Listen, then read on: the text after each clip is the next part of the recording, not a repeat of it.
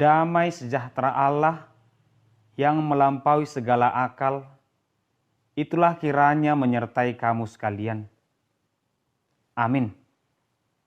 Firman Tuhan dalam ibadah Minggu hari ini tertulis di 1 Tesalonika pasal 5 ayat 16 sampai 24. Saya akan membacakannya untuk kita semua. Bersukacitalah senantiasa, tetaplah berdoa, mengucap syukurlah dalam segala hal, sebab itulah yang dikehendaki Allah di dalam Kristus Yesus bagi kamu. Janganlah padamkan roh, dan janganlah anggap rendah nubuat-nubuat. Ujilah segala sesuatu, dan peganglah yang baik. Jauhkanlah dirimu dari segala jenis kejahatan. Semoga Allah damai sejahtera menguduskan kamu seluruhnya, dan semoga roh, jiwa, dan tubuhmu terpelihara sempurna dengan tak bercacat pada kedatangan Yesus Kristus Tuhan kita. Ia yang memanggil kamu adalah setia, Ia juga akan menggenapinya. Demikian firman Tuhan. Selamat hari Minggu untuk kita semua, dan selamat memasuki Minggu Advent yang ketiga. Jemaat yang dikasihi Tuhan, Minggu Advent ketiga mengajak kita untuk hidup dalam sukacita. Sedangkan Advent adalah penantian. Itu berarti di dalam penantian itu kita harus bersukacita. Tentu setiap orang menginginkan dan mendambakan hidupnya bersukacita. Tetapi terkadang sukacita ini dipengaruhi oleh keadaan. Bagaimana jika keadaanku tidak mendukung? Bagaimana jika keadaanku berbeda dari harapan? Bisakah aku bersukacita? Bisa aku berbahagia? Oleh karena itulah dalam khotbah minggu lalu dikatakan tentang cinta atau kasih sayang. Artinya antara cinta, kasih sayang, dan penantian ini harus hidup bersamaan. Sukacita itu hanya akan hidup dalam diri seseorang jika yang dia nantikan itu adalah sesuatu yang dia cintai, sesuatu yang dia sayangi. Jika kita menantikan kedatangan Tuhan yang kedua kali dan kita harus bersukacita, tergantung apakah kita mengasihi, mencintai Tuhan yang sedang kita iman ini, atau kita menganggap itu sebagai sesuatu yang biasa. Oleh karena itulah, di dalam diri seseorang harus ada penantian dan kasih sayang itu. Percayalah, sukacita akan hadir di dalam diri kita. Bapak Ibu saudara terkasih, topik minggu kita adalah tentang hidup tidak bercacat sampai kepada kedatangannya. Artinya pada masa penantian ini, firman Tuhan mengajak kita agar hidup kita tidak bercacat sedikit pun sampai akhirnya. Tidak sekarang, tidak sampai besok, tapi sampai pada akhirnya. Mampukah kita melakukan hal ini? Apakah ini hal yang mudah? Apakah ini hal yang sederhana? Tentu jika dikatakan hidup tak bercacat, ada dua kemungkinan. Apakah ini cacat fisik atau cacat rohani? Tentu kita percaya bahwa Tuhan tidak akan berbicara tentang cacat fisik, karena di hadapan Tuhan semua manusia sama. Bagaimanapun manusia lahir ke dunia ini, percayalah bahwa itu baik di hadapan Tuhan, dan kita sebagai orang percaya harus mampu menerima semua manusia dengan latar belakang yang berbeda dan yang mungkin adalah cacat rohani. Ternyata cacat rohani ini tidak terlihat kasat mata. Bisa saja fisiknya dia sempurna, bagus, tetapi kerohaniannya bermasalah, kepribadiannya bermasalah. Jika cacat fisik bisa diterima oleh orang lain, cacat rohani tidak akan pernah bisa diterima. Sebaliknya, dia akan menjadi sumber masalah bagi sesamanya manusia. Dia akan menjadi sumber persoalan. Karena apa? Karena kerohanian yang sudah rusak itu tidak akan pernah bisa ditutupi. Sebaik apapun saya memoles fisik saya, percayalah jika kerohanian saya sudah cacat, sudah rusak, maka itu akan muncul ke permukaan dan saya akan menjadi sumber masalah bagi lingkungan saya.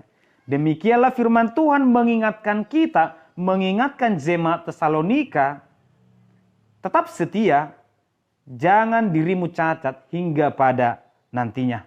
Bapak Ibu saudara terkasih, mengajak jemaat Tesalonika bersukacita itu seperti mengajak seseorang yang berduka cita untuk kembali tegar. Ini hal yang sulit. Karena apa? Persoalan masih ada di depannya, tetapi kita mengajak dia untuk bersukacita. Duka cita, persoalan keluarga masih di lingkungannya, tetapi kita berkata, mari bersukacitalah. Ini hal yang sulit, tetapi bukan berarti tidak mungkin. Oleh karena itulah firman Tuhan datang kepada jemaat Tesalonika yang sedang menghadapi banyak persoalan hidup yang memungkinkan mereka untuk meninggalkan Tuhan. Tetapi kita percaya di dalam jemaat Tesalonika itu sendiri masih ada yang merindukan ajaran yang benar. Masih ada yang merindukan kehadiran Tuhan dan pertolongan Tuhan. Demikianlah bila kita lihat persoalan hidup jemaat Tesalonika adalah munculnya ajaran-ajaran yang merusak keimanan mereka kepada Tuhan. Mereka jemaat yang sudah bertumbuh, tetapi masuklah ajaran-ajaran yang merusak apa yang mereka pahami tentang firman Tuhan. Salah satunya adalah tentang bagaimana kehidupan manusia setelah meninggal. Kita pasti tahu buku ini berkata, tu dia ho, dung mate ho. Kita mengimani bahwa kehidupan manusia itu tidak hanya sekarang, tidak hanya di sini. Ada kehidupan yang kekal, yang dijanjikan, yang dipersiapkan oleh Tuhan kepada setiap orang percaya. Ajaran yang kedua adalah bahwa Tuhan itu akan datang dengan segera. Oleh karena itu mari kita nikmati hidup ini. Kapan lagi jika Tuhan sudah datang, tidak akan ada waktu untuk menikmati. Oleh karena itu jangan sampai terlambat. Kedua hal ini, kedua ajaran sesat ini datang ke tengah-tengah mereka dan merusak pemikiran beberapa kelompok jemaat yang pada awalnya memang sudah bertumbuh. Oleh karena itu muncul persoalan sehingga jemaat itu terbagi-bagi. Bapak Ibu saudara terkasih, apapun alasannya, janganlah kiranya persekutuan itu terbagi-bagi. Meskipun mereka berkata, kami pihak yang benar, kami kelompok yang benar, kami pihak yang paling benar di depan Tuhan. Seperti jemaat Korintus, tidak bisa. Kekuatan sebuah persekutuan adalah ketika mereka satu hati menghadapi persoalan sebesar apapun. Muncullah dari tengah-tengah jemaat itu yang bersifat penafsir.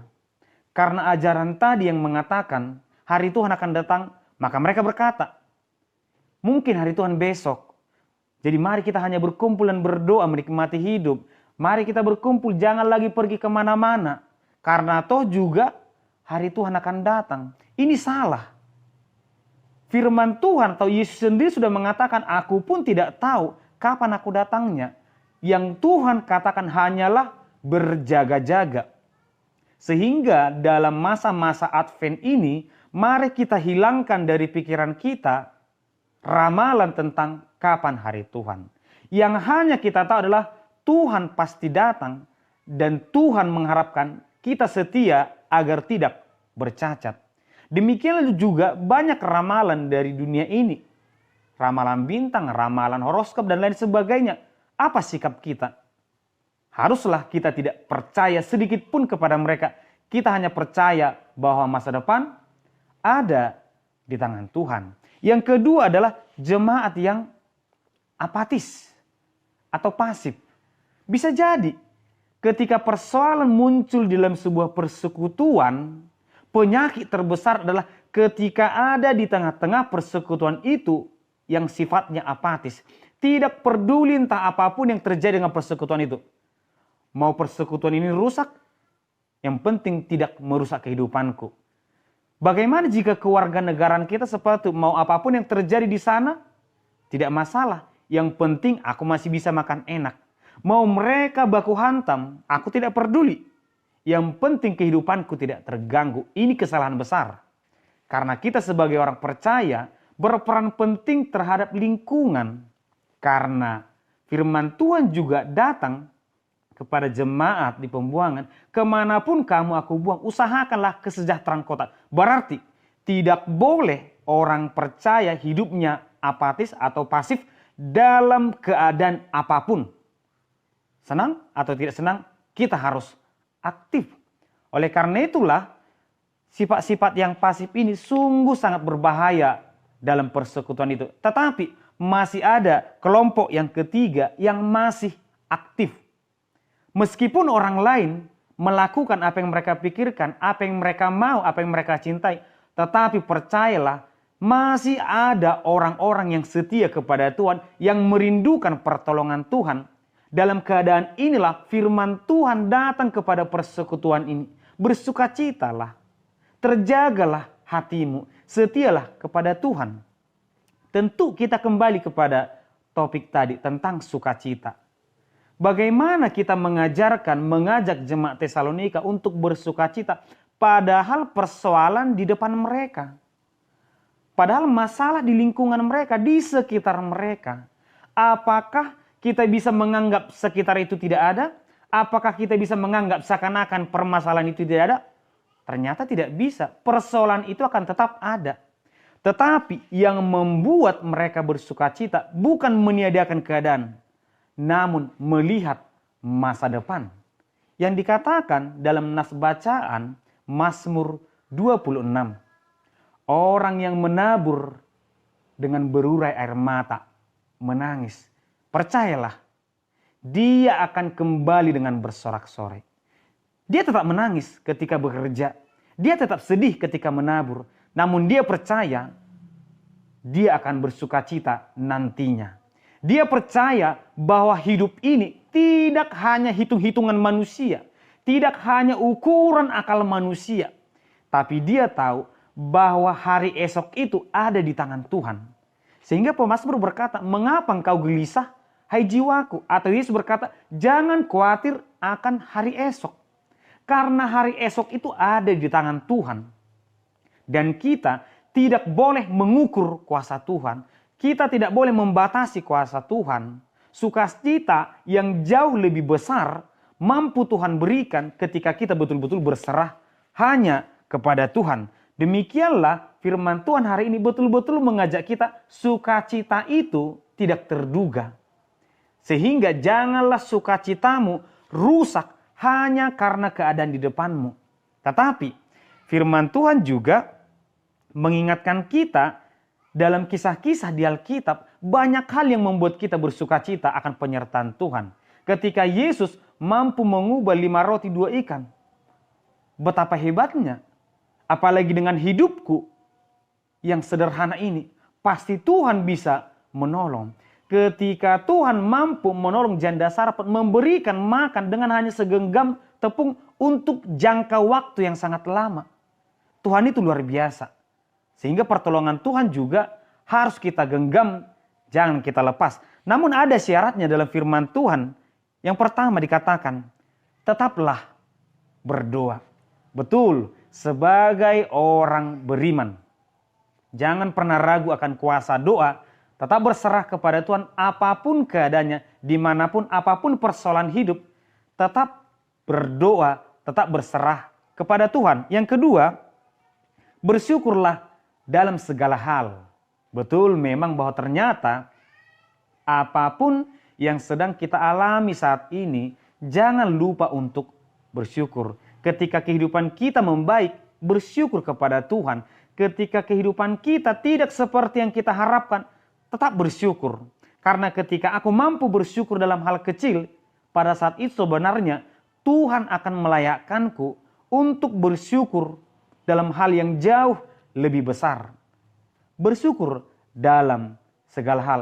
Itu adalah hal yang positif yang akan menghilangkan pemikiran-pemikiran yang merusak diriku sendiri. Orang lain tidak menjadi patokan untuk bersyukur. Kekayaan tidak menjadi patokan untuk bersyukur. Bersyukur adalah bagaimana kita bisa menerima keadaan ini. Hal inilah yang membuat seseorang bisa menambah persoalan hidupnya. Ketika penyakit datang, pemikiran negatif datang, aku sendiri yang menambah persoalanku. Tetapi ketika kemiskinan datang, aku bersyukur, maka sukacita akan datang dengan segera. Yang berikutnya adalah yang keempat, jangan padamkan roh. Jangan pernah meninggalkan firman Tuhan, jangan pernah biarkan kuasa Tuhan, roh Tuhan meninggalkanmu. Tetaplah setia kepada Tuhan. Isi hari-hari, hidupkan pelitamu dengan firman Tuhan. Jangan pernah padamkan roh. Ingat apa yang pernah dilakukan. Jangan anggap rendah nubuat-nubuat. Kita bisa melihat perjalanan kuasa Tuhan di perjanjian lama atau yang terjadi mungkin dalam kehidupan kita. Tidak cukupkah itu untuk membuat kita percaya bahwa Tuhan itu berkuasa? Atau haruskah yang ada dalam pikiran kita yang terjadi supaya kita percaya kepada Tuhan? Tentu tidak. Apa yang terjadi di masa lalu, apa yang dialami oleh orang percaya zaman dahulu kala, tentu itu bisa membuat kita setia bahwa pertolongan Tuhan akan datang pada waktunya. Yang berikutnya, tidak semua harus kita terima. Ujilah segala sesuatu. Setiap hari kita bisa mendengarkan berita-berita yang mampu merusak pikiran kita. Ataupun mungkin ajaran-ajaran yang berhubungan dengan firman Tuhan ataupun itu ajaran sesat, itu bisa datang. Di dalam Alkitab atau firman Tuhan sudah mengatakan akan tiba waktunya pengajar sesat nabi palsu itu akan datang. Apakah kita akan terpengaruh dengan mereka? Kenyataannya banyak. Dalam 2 Timotius 4 sudah dikatakan akan ada orang yang mencari pemberita-pemberita firman yang hanya mengenakkan telinga. Mereka mendengarkan firman Tuhan hanya ingin tertawa, hanya ingin mencari kebahagiaan, bukan mencari kebenaran firman Tuhan. Tetapi dalam hal ini firman Tuhan berkata, carilah yang baik, ujilah segala sesuatu, peganglah. Pada saat ini banyak kerusakan, banyak persoalan terjadi hanya karena berita hoax. Berita hoax muncul di sana, kita terima. Berita hoax muncul di sana, kita sebarkan. Sehingga dari berita hoax ini tidak hanya persoalan yang muncul, nyawa pun bisa hilang hanya karena berita-berita palsu. Demikianlah kita genggam, kita pilih apa yang harus kita terima. Tidak semua hal harus kita dengarkan. Persoalan hidup juga seperti itu. Tidak semua hal harus kita terima. Firman Tuhan harus kita lihat apa yang berkenan kepada Tuhan. Itulah yang harus kita terima. Yang berikutnya adalah jauhkanlah diri dari segala kejahatan. Kejahatan sekecil apapun itu mampu merusak diri kita. Oleh karena itu jangan biarkan diri kita mencari kebahagiaan di luar sana. Karena ketika kita membiarkan diri kita mencari kebahagiaan yang lain, maka itu akan merusak keseluruhan pikiran kita. Akan merusak keimanan kita kepada Tuhan. Kita percaya kepada Tuhan sampai kita dewasa. Tetapi hanya karena hal kecil, semua akan terpengaruh. Semua akan meracuni pikiran kita. Demikian juga dosa atau kebohongan. Ketika kita berbohong satu kali, maka kebohongan yang satu akan mengajak kebohongan yang lain untuk muncul. Oleh karena itulah, jauhkan diri kita dari segala kejahatan. Namun, dari semua yang dilakukan oleh manusia, firman Tuhan juga berkata di ayat yang terakhir. Di atas semua yang bisa kita lakukan, dasarnya hanya satu. Berserah kepada Tuhan. Karena Tuhan setia akan janjinya. Karena manusia tidak akan mampu menyelamatkan dirinya hanya karena kemampuannya, hanya karena usahanya. Semua hanya karena pertolongan Tuhan.